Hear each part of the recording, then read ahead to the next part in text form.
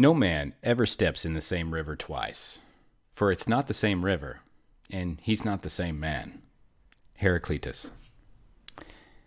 DC Tribe, Josh Thomas, I am so happy to have you here with me, and I have a very, very important topic to share with you today. And it's about that very quote. Not the same river, not the same man. And I found this randomly, and I just kind of dismissed it for a moment because I'm like, oh, that's confusing. But I really wanted to dig into this because I had a personal situation where this affected me. And then I shared that with a friend of mine, and it affected her as well. And so I think that it's probably going to make an impact on you also. So this is what I want to do. I want to really dive into what this quote really means and how you can practically apply that to your life and get yourself unstuck in case you're stuck. Or even if you're not stuck, you can kind of release yourself from regret and, all kinds of other negative connotations from that. So let's kind of dive into what this actually means. No man can step in the same river twice because it's not the same river and he's not the same man. Well, there's two things that we need to understand here. Rivers flow. Rivers don't stagnate. Rivers are always moving. And so if I step into the river, I am stepping into the river as it exists at that moment. If I get back out of the river, that river no longer exists that way because the water that I touched has already moved. It's already passed. And let's talk about the man or the woman. We're just, back in the day, they didn't talk to me too much about women. They just said men and women were basically the same. So let's talk about the man. The man is different because when the man steps in the river the first time, the man has a certain perspective about what the river is and about life and has lived life up to that point. And then he exits the river and he now has a different perspective. He now understands what just happened with this river. And he has lived a little bit more life and he has a little bit more experience. And so when he steps back into the river again, he's not the same man. He's a different man. Now, that's getting pretty philosophical, but let's talk about how does that actually apply to a real life situation. And so I'm gonna give you one. I have, for those of you who don't know me too well, I've been in some relationships that did not quite pan out, as I'm sure we all have. Still trying to figure out, who's the one for me, or if there is one.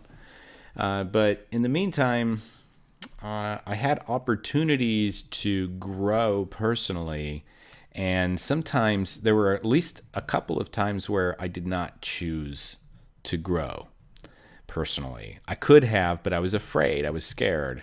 I'm like, I'm not ready or whatever. It's like I got into this point where it was like, man, I can't. I'm not ready to make this leap. I'm not ready to take on this responsibility, et cetera, et cetera. And one of those was home ownership. And I did own a home back in the early 2000s for a short period of time. Then I got divorced and sold the house, and I'm like, I wasn't really ready to buy a house at the time, so I'm just going to rent for a while I figure out what I'm doing. Well, that while turned into more than a decade. And during that decade, we went through the 2008 crash. Glad I didn't buy a house then, and then houses got real cheap, but I was super broke and couldn't afford, even a cheap house. And then things started steadying out. My income started improving. The market started improving. And I had this opportunity where I was in a place where I was a responsible adult with an income and, a strong relationship. I had gotten remarried and all this stuff. And it was an opportunity for me to buy a house. And I could have done it, but I didn't. Why didn't I do that? Man, I'll come back to that in a minute. So I didn't do it. All right. More time passes, that relationship kind of goes away. I'm really kind of sharing more than I would like to here on this, but it's important because I want to make the point that that person that I was not ready. And I had decided that I wasn't ready. Now, whether I was not ready or not is up for debate. I probably could have bought a house. I probably could have done that, but I didn't for whatever reason. And then, as you guys know, what happened after COVID is things went bananas, and everything's like ridiculous. Everything's expensive, and there's just all kinds of calamity. People are overpaying for houses. I'm like, ugh. I definitely don't want to buy a house now. This is nuts.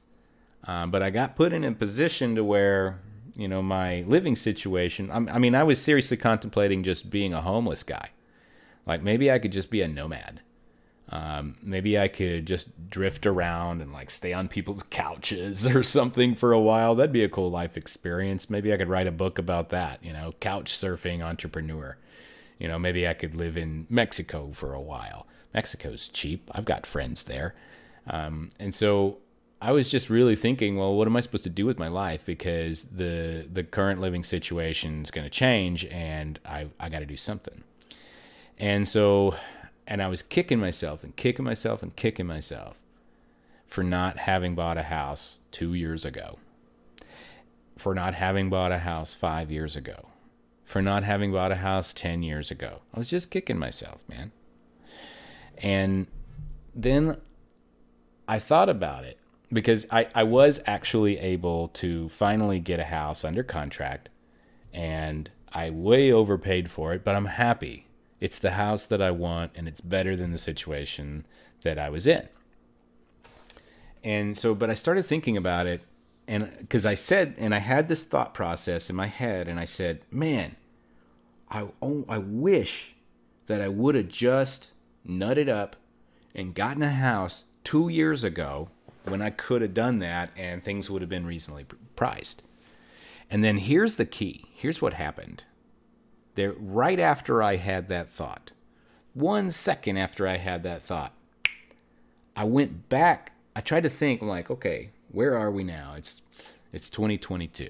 This all just happened, by the way. So, you're getting this straight from the horse's mouth. It's 2022. It's February of 2022. Let me go back 2 years in my life. Let me go back 2 years to my reality.